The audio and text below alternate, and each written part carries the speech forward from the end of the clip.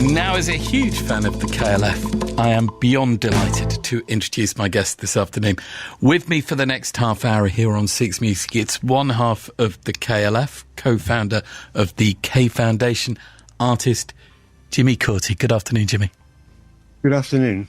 Jimmy, before the KLF, you drew the Lord of the Rings and the Hobbit posters for Athena, and you were in a band called Brilliant. What do you remember about meeting Bill Drummond for the first time, the other half of the KLF? Well, Bill was the A&R person down at WEA Records.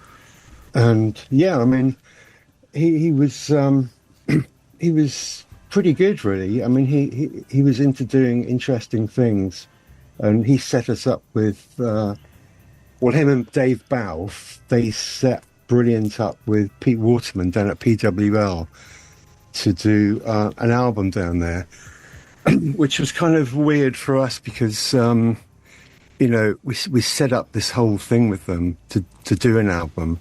But Mike and Matt, who were the engineers and songwriters down there, they were like, look, you've got these songs for this album, but they're really not very good. I think you need to let us write the songs.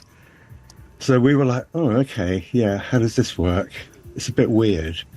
And then they started writing the songs, and then me and Youth are kind of in the control room going, right, okay, so when do we play our parts? And they're like, well, you don't actually play your parts. We play your parts because we're better musicians than you.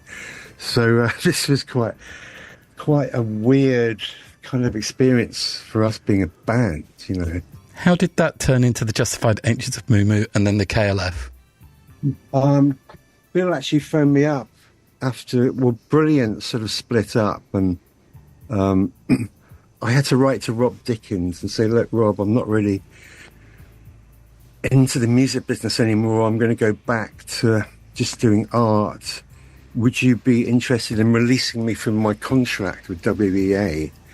And Rob wrote back and went, yeah, okay, that's fine, And then, so I was released from the contract because me and Youth was still signed to them, even though we didn't have a band anymore. And then I got a call from Bill a few days later, and he had an idea for doing a hip-hop record. Wanted to know if I was interested. And I was like, well, actually, I've just left the music business. That's not really what I'm supposed to be doing. But anyway, yeah, we got together and one thing led to another. So it was, it wasn't really planned. It was just going to be a one-off record. We weren't going to be like the KLF or anything. That just happened by accident. And what did happen? Well, what happened was we did this, I think it was Sounds. James Brown was the editor of Sounds, maybe not even the editor. He was just a journalist, and he did an interview with us. And that really, that really had quite a big impact. Lots of people read it and thought that, oh, these people are an actual thing. People wanted to hear the record, even though it had been banned and everything. The MCPS were like, because the record, just to clarify, was all samples of other people's tracks. Even though I did the drum track and it was all done to a drum machine. So yeah, that was banned by the MCPS. So that became a story. And that was as Justified Ancients of Moo Moo, wasn't it?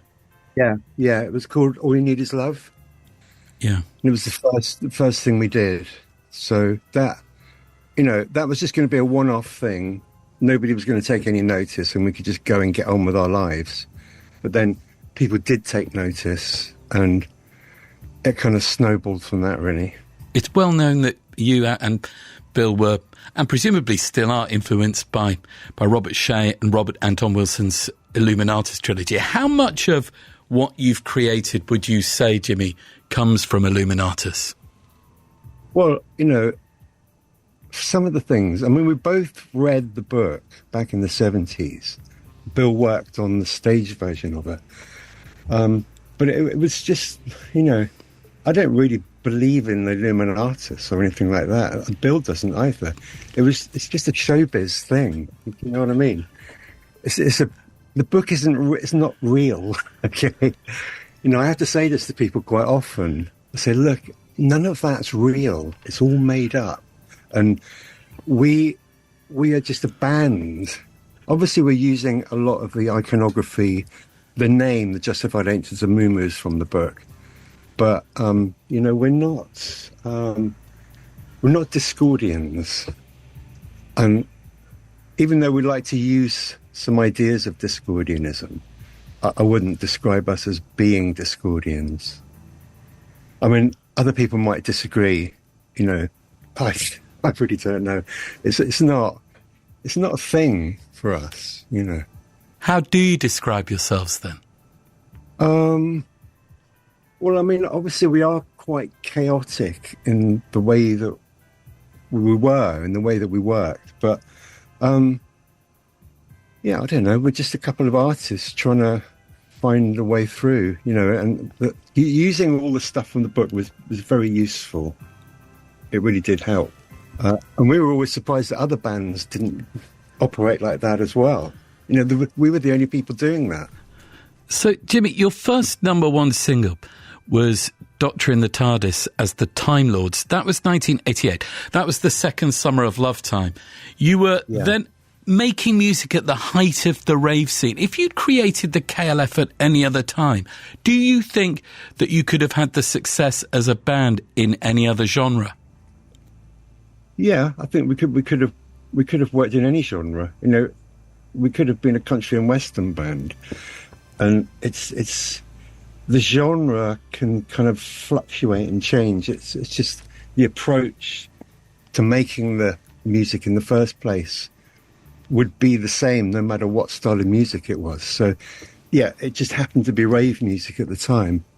But Doctor in the TARDIS isn't a rave track, or it's not an acid house track, and we made that at the time when we were going to a lot of acid house parties and stuff, and it just seemed really weird that we would make that record.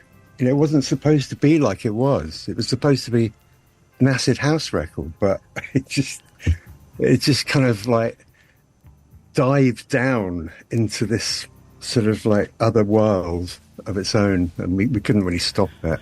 3 a.m. Eternal was your first number one as the KLF. That was January of 1991. What do you remember about making that? I don't know. I mean, we mixed it with Spike down at where was it?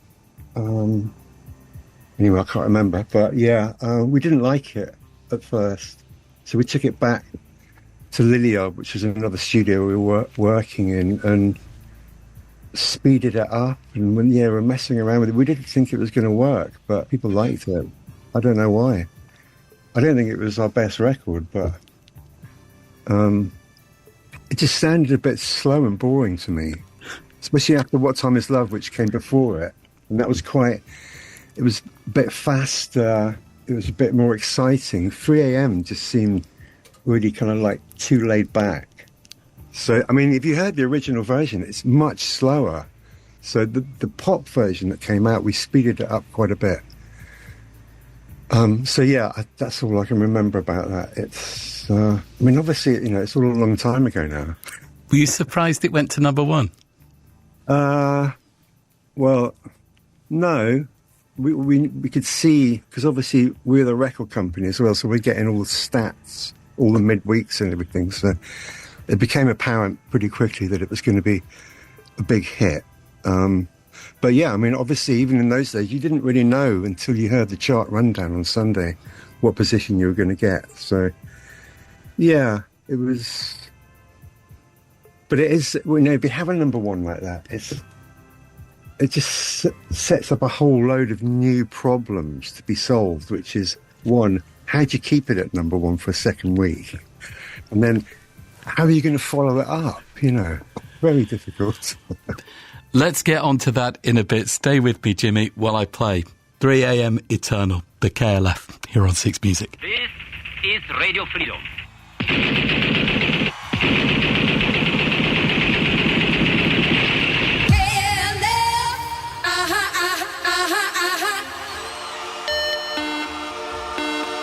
KLF is gonna rock ya.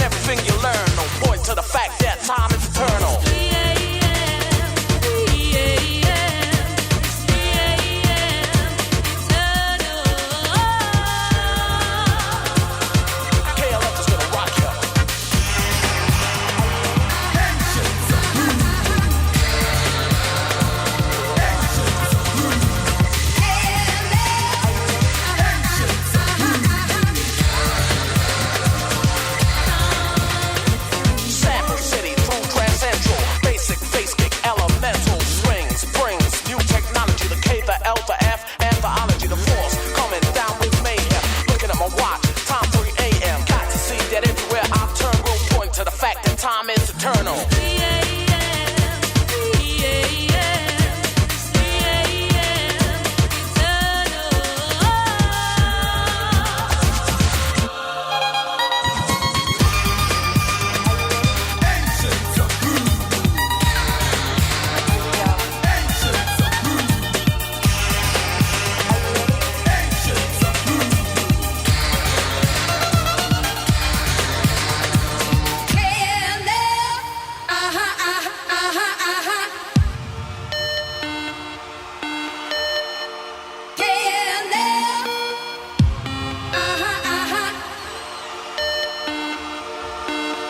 KLF is gonna rock ya.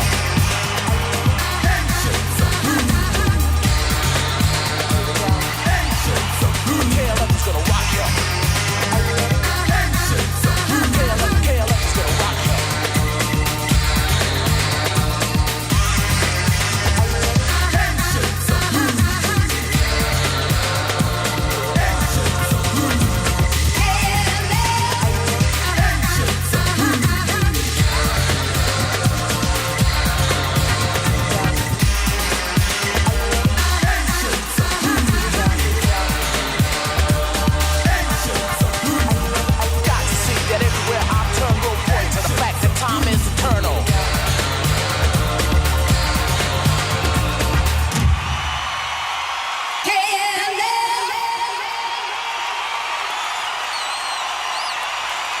Ladies and gentlemen, the KLF has now left the building. Jimmy Cauty from the KLF is with me here on 6music this afternoon. Jimmy, that your first number one single, 3am Eternal. Confidence Man named their last album 3am La La La as a tribute to KLF. You're a fan of theirs and you've remixed them, haven't you? I'm a big fan of theirs too. What is it that you like about them so much? Well, I mean, I went to see them at the Roundhouse, it was actually the first time I'd been to see a gig for about 23 years. So I was really blown away by the whole sort of production of it and their kind of energy and everything. So, yeah, I like the way that they just sort of like, they take the best bits of all the best dance records and just kind of mash it into their own thing. And, you know, they're very clever at that. So, yeah, I like them. But, you know, I just went to see them that once. I've spoken to them a couple of times. You know, I've given them some terrible advice on being a band and stuff. I think the last thing I said was that what you should do is, when you're in London, you should have an illegal rave and you get arrested as the people who've organised the rave. And that'd be great, you know, it'd be really good for your career. And they're like, hang on, you know, we're from Australia, we get deported if we get arrested. It's going to ruin everything. So, yeah, I'm very wary about giving advice to anybody. Jimmy Cauty is my special guest here on 6music this afternoon. Jimmy, let's talk some more in a bit. Stay with me if that's okay. Okay. Now, more with my special guest here on 6music, VIP guest on the show. Jimmy Cauty is here with me. And Jimmy, earlier you described how the KLF came to exist. In 1988, yourself and Bill Drummond wrote the manual, How to Have a Number One the Easy Way, with a money-back guarantee. If you followed your own guide to the letter, could you have a number one again now, would you say? Well, I mean, no, we couldn't, because you can only have a number one, I think, if you're actually working at the coalface of pop music, doing it every day, you know, interacting with other people who are doing it. You know, we're not really in that world anymore, and that world doesn't exist anymore. So, no, I wouldn't even try, I don't think. I mean, the manual, it's a great book, but it's not really how it actually was. I think Edelweiss followed it, and they had a hit in Austria a couple of years after it came out. But no, I don't think it would work now. Klaxons say they followed the advice. Yeah, I saw that, yeah.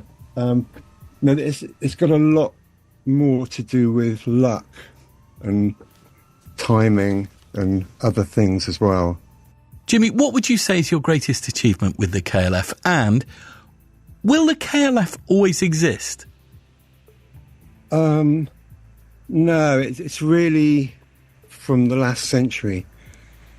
It doesn't really exist now. I think, even though, me and Bill, we still do things, but not as the KLF. And in some ways, the KLF is it stops us doing the other things that we want to do. It just gets in the way. There's so much history, there's so much baggage attached to it that it just becomes a kind of hindrance in some ways. So, we like to distance ourselves from it these days.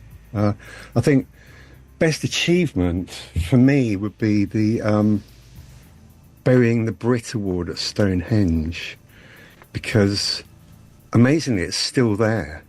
And I know that the British Museum did a big dig about 10 years ago, and they didn't find it, which was like what?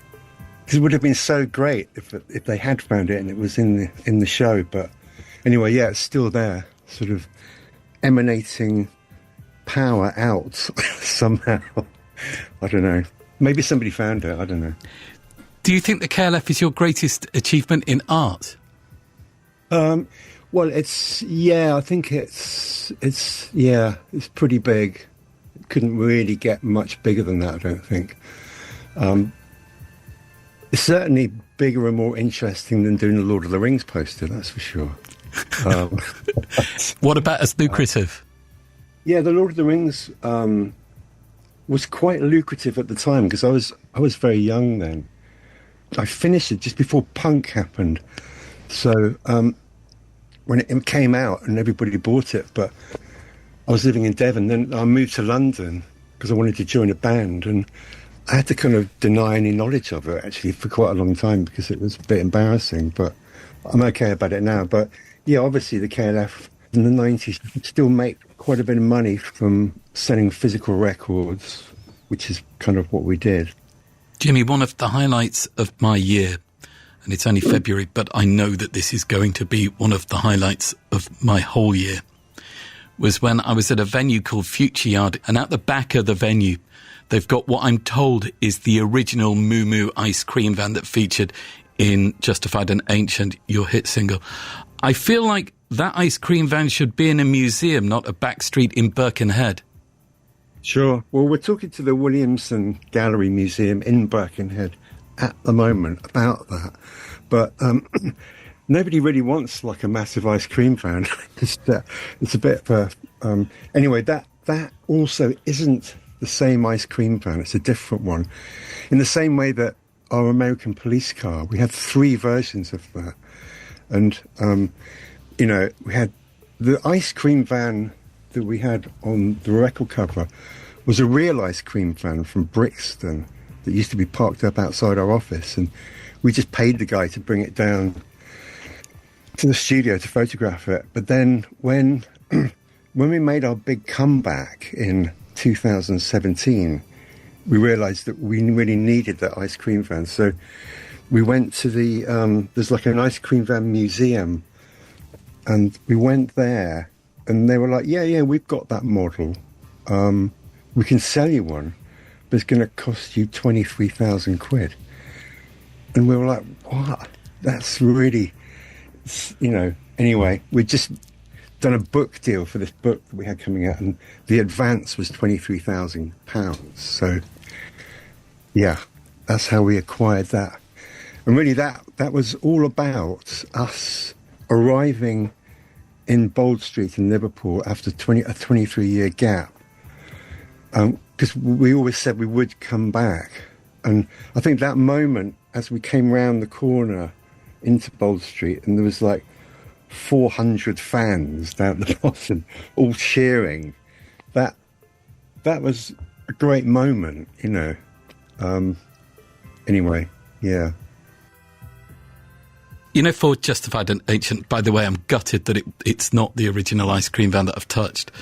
I'm sorry, but like I said, it's all showbiz, smoke and mirrors. Yeah, I'll say it was.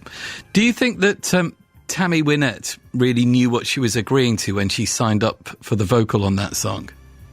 Yeah, I mean, her and George, they knew their stuff. I mean, you know, they knew what they were getting into, I think. She really loved it all, you know. But, yeah, because we had to fly them over to do the video and everything. They had a really good time. Yeah, she's like, well, she was 100% showbiz, you know, so she was great. Yeah, I think, obviously, lyrically, it's not something that she would have come across before, but, you know, she was really up for it. And, yeah, that was supposed to be our Christmas #1 as well, but obviously, you know, something happened at the last minute so yeah, we had a Christmas #2, which was, you know, for a band like us, that was pretty devastating, you know. But anyway, I think both me and Bill are kind of over that now, but not really.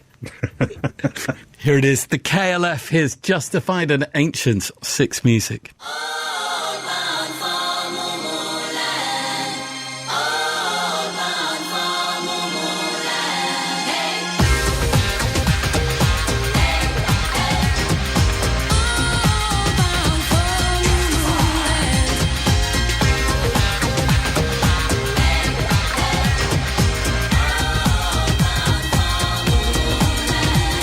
They're justified and they're ancient, and they like to roam the land.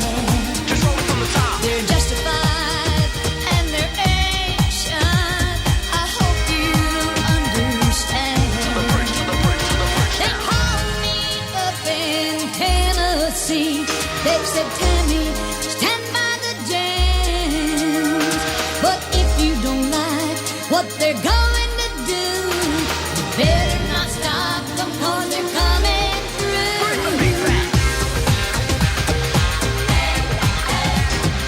All bound for moonland. All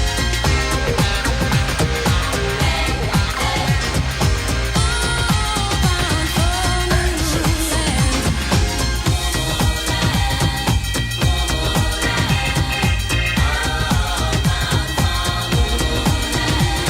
They're justified and they're ancient, and they drive an ice cream van. Just roll it from the top. They're justified and they're ancient, with still no master plan. The last train left an hour ago.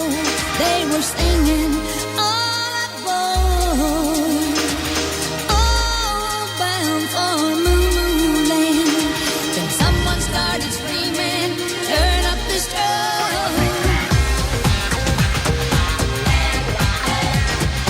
All bound for moonland.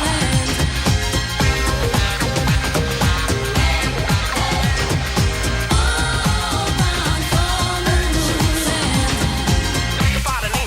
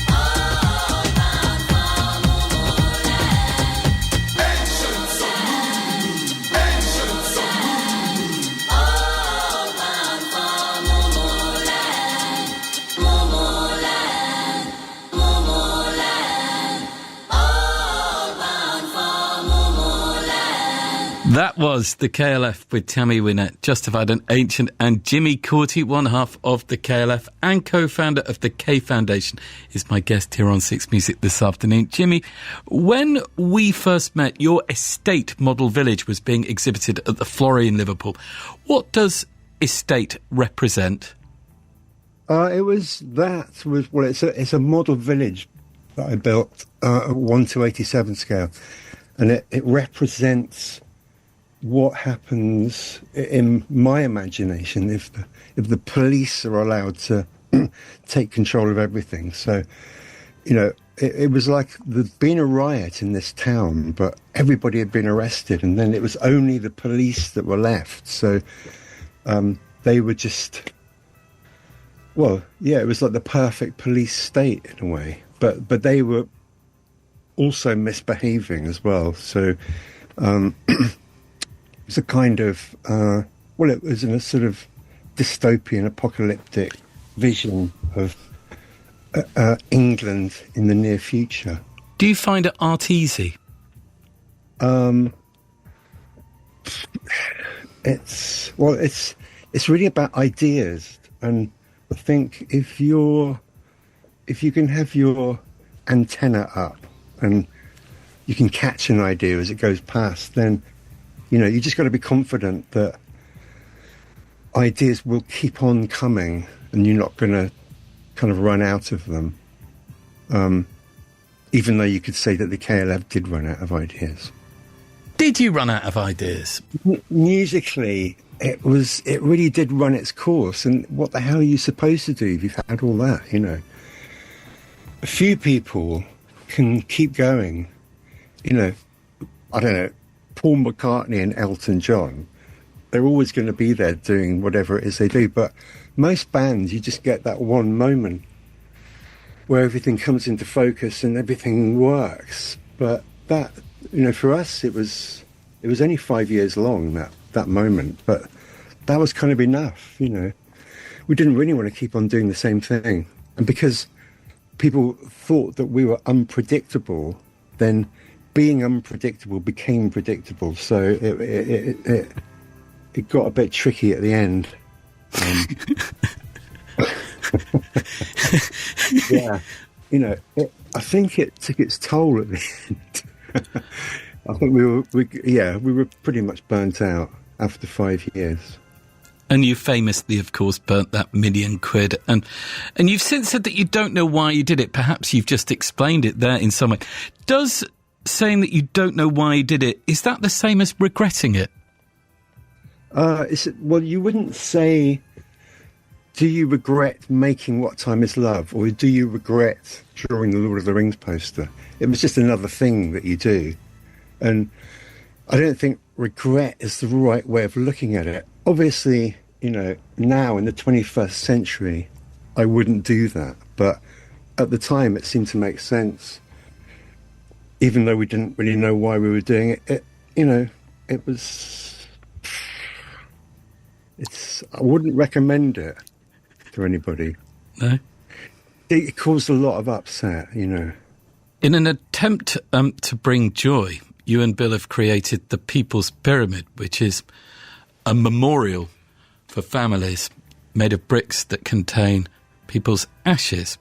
Why do people want their ashes in your bricks? Well, that's a good question. Why would anybody want to be in a pyramid of KLF fans? They wouldn't. But, we're trying to broaden it out so it's not just KLF diehards who want to be in it. We're trying to, get the message out there that, that other types of people will be interested. In fact, other types of people are signing up to it now. And if you've got somebody in the pyramid, I think there's like 92 bricks in there at the moment. The people come back every year.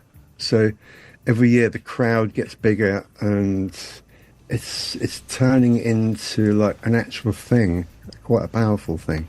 Me and Bill are sort of gradually trying to take a back seat on it. Because that's another example of how the KLF history and the baggage associated with that kind of gets in the way of things like the pyramid. And because it's not about me and Bill or our past. It's about everyone else, you know. So, but yeah, it seems to be pretty powerful, and people are really getting into it. We're talking to Birkenhead Council about maybe putting it in Birkenhead Park, because there's a section of the park called the People's Garden, so it would make sense to maybe have it there.